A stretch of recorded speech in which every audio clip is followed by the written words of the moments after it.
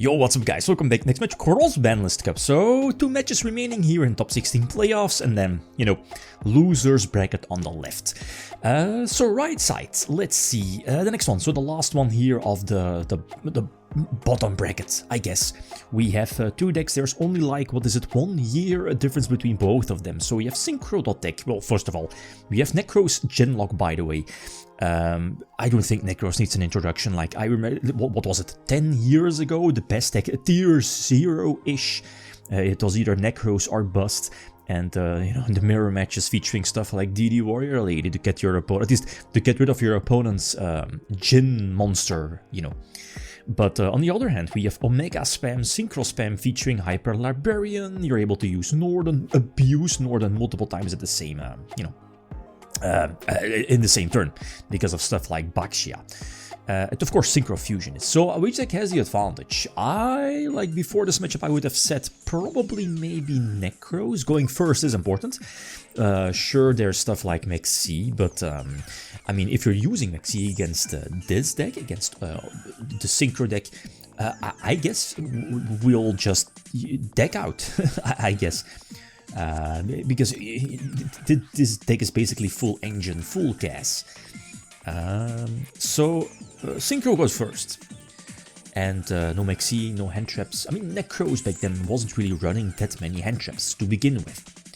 The problem would have been going second. And especially in game number 1 pre-side deck, if there's the Djinn, the Djinn Nekroz ritual monster on field with the Djinn lock affected, then getting rid of that is hard, basically impossible, almost impossible.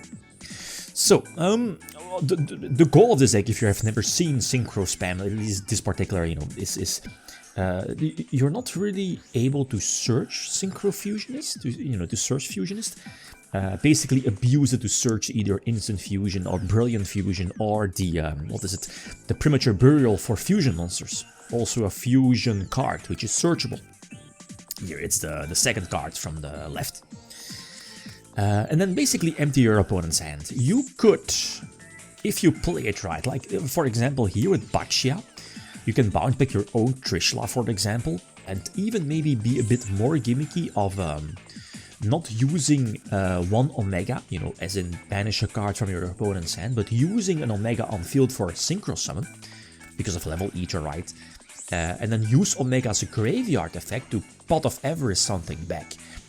More basically it gives you another Omega. So short set, it potentially gives you the 5 hand loop rip, the 5 rip hand loop. Anyway, so this was our game. Going second though, and you have Geki. There are some cards here in the side deck which are essentially outs for the the Djinn lock Nekroz monster on field, which is probably just going to be most time the Clauseless, right? Level 3. But, I mean, if they play it right, then they will definitely at least they should search the, is it Gungear? Gungear to protect? Sure, you have Trishula that prevents targeting, but, I mean, against this deck, Gungear is definitely, not Gungear. Is it Gungear? No, it's not Gungear. Or is it? The one that protects from being destroyed. Once, I guess, in a turn. Anyway, so we get Trish. I probably should not have said something, right? That's common knowledge. A basic play against Nekroz, I guess, against Ritual Trishula is, not playing the game, not having the 3 necessary targets, right? Like 1 on field, 1 in hand, and 1 in grave. Or maybe set my entire hand. Anyway, so, I mean, losing battle, right? As long as the Nekroz of Clauseless is staying face up on the field, again, it prevents your opponent from special summoning, right? Because it was used, or Djinn was used to ritual summon it to the field.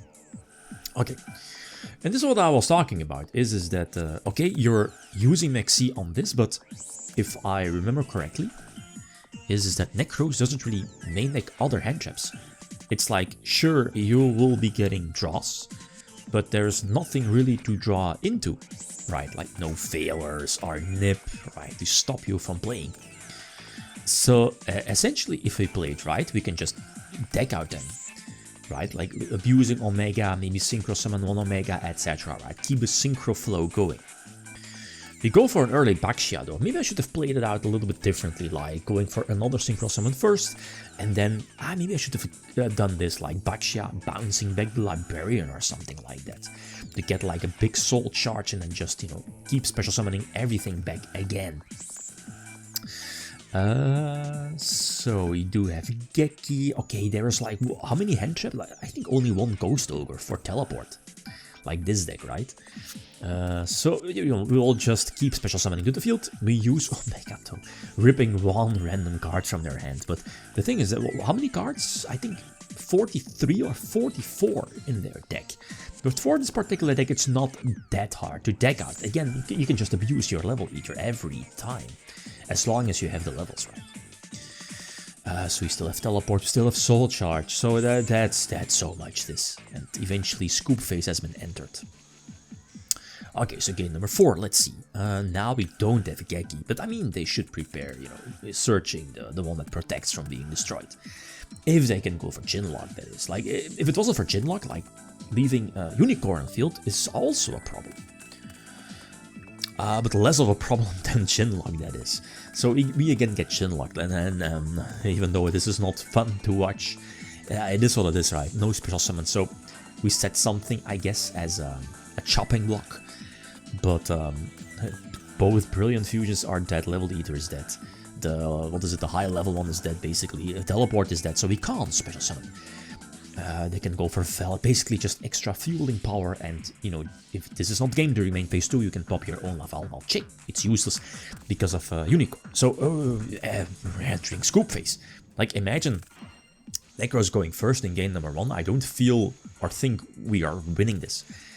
And, this is something I haven't talked about yet. Sure, this deck is full gas, but you can brick. You can definitely brick. Like, Nekroz on the other hand is super consistent. I always call it Google deck, because everything searches each other. And that's somewhat different compared to, you know, Synchro spam, at least this particular variant. I don't think I had the tuner, yeah, like Mizuki, the machine, it's not the machine, is it the machine? The high level one discards something. Yeah, the Lazuli is kind of terrible, the Juggler to search Hat Tricker, but again, it's not, you know, not doing anything in game number 1, at least turn number 1, that is. We draw Teleport, and that's our tuner. We needed that when we went first a couple of moments ago. But again, Djinn lock prevents us from playing the game. It is what it is. So I think this should be game. Yeah, we're, what is it, at 4K-ish.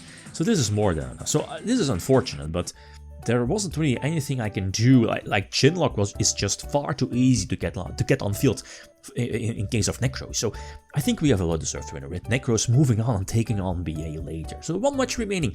We have, I guess, the biggie. So Tournament versus Yugioh. So feel free to leave your predictions. Okay, guys, this is the thanks for watching. Feel free to leave a like if you enjoyed the video. Riddim signing out. Peace.